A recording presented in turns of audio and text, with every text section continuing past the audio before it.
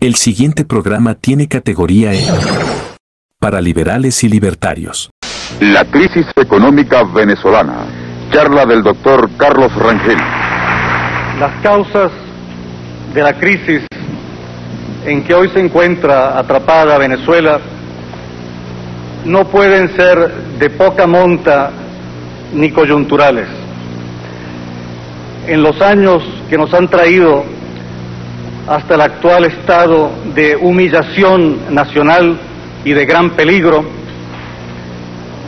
nuestro país ha contado con recursos seguros y crecientes, y finalmente tan grandes que algo muy fundamental tenemos que haber estado haciendo demasiado equivocadamente, para que todo ese dinero, en lugar de servir para nuestro despegue definitivo, se nos haya esfumado. ¿Cuál es la explicación? Es evidente que tiene que haber algo radicalmente errado en el modelo de desarrollo que hemos venido usando. Esto además lo admite todo el mundo, pero en boca del país político suele significar que, según ellos, en Venezuela se ha ensayado la economía liberal y que es eso lo que ha fracasado y lo que hay que tirar a la basura. Según el país político, de derecha a izquierda o de izquierda a izquierda, porque aquí nadie está dispuesto a no pretender ser izquierdista, aquí se ha ensayado y aquí ha fracasado la economía de mercado, y las soluciones donde hay que buscarlas es en un mayor intervencionismo del Estado. La verdad es exactamente lo contrario. En Venezuela, ni en años recientes, ni en realidad nunca hemos tenido una economía libre. No la tuvimos cuando éramos una colonia española, no la tuvimos en el siglo XIX, no la tuvimos durante la hegemonía andina y no la hemos tenido en los años desde 1945. Y el segundo mejor negocio, ser amigo, cómplice o sirviente de los dueños del Estado. Así como la manera más segura de arruinarse ha sido tradicionalmente ser enemigo del gobierno. En realidad es casi un milagro, explicable solo por la influencia entre nosotros del mundo capitalista desarrollado, que hayamos tenido y tengamos en número creciente verdaderos empresarios al lado de la multitud de traficantes de influencia que todos conocemos, con el agravante de que en estas condiciones es muy difícil, casi imposible, la existencia de un verdadero sector privado incontaminado por la corrupción. Es pues falso de toda falsedad que haya fracasado en Venezuela la economía de mercado. No se ha de verdad nunca ensayado. Lo que ha habido aquí ha sido, en primer lugar, una economía precapitalista, la del Imperio Español, antagónica a la economía de mercado, basada en el monopolio, el privilegio, la corrupción ya entonces, y en general los estorbos burocráticos a toda actividad privada. Para el ánimo del Estado español, que miraba hacia la Edad Media como un modelo insuperable y ni intuía ni aspiraba al desarrollo capitalista, la actividad económica de los particulares era algo casi pecaminoso y en todo caso despreciable y propicio a ser esquilmado a cada vuelta de camino y a cada paso de río. La alcabala fue un impuesto al tránsito de mercancías.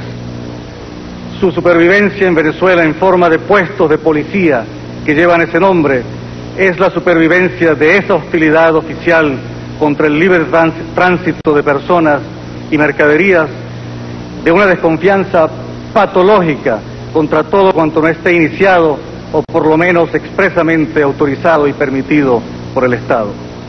Viene pues de muy lejos la pasión estatista e interventora de los gobiernos venezolanos, y también la costumbre de que la función pública sirva para enriquecerse. Pero en el camino, esas dos tradiciones se han agravado monstruosamente por dos factores nuevos: el socialismo y el petróleo. El socialismo fue una idea extraordinaria, una ambición grandiosa: usar la inteligencia humana para diseñar la sociedad en forma perfecta. Por lo mismo, entusiasmó a todo el mundo. Pero hoy el socialismo está en total bancarrota en todas partes, en bancarrota económica en los países donde existe el socialismo a medias, y más todavía, naturalmente, donde aflige a la sociedad la variedad de socialismo perfecto conocida como comunismo, y además en bancarrota intelectual y política. Mantiene el socialismo una inercia expansiva porque se ha convertido en religión de Estado y en ideología propagandística de un gran imperio, y porque sirve de apoyo teórico al resentimiento anticapitalista del tercer mundo.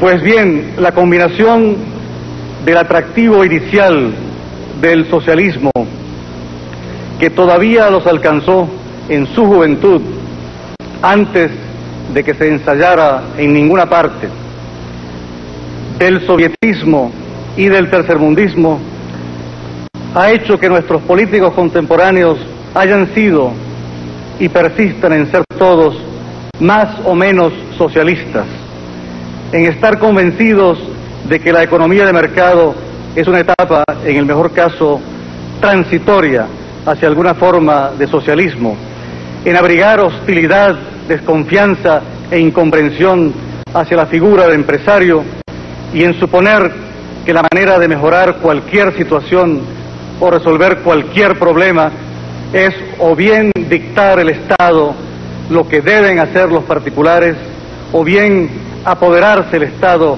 directamente de esa área y de cada vez más áreas de la acción humana.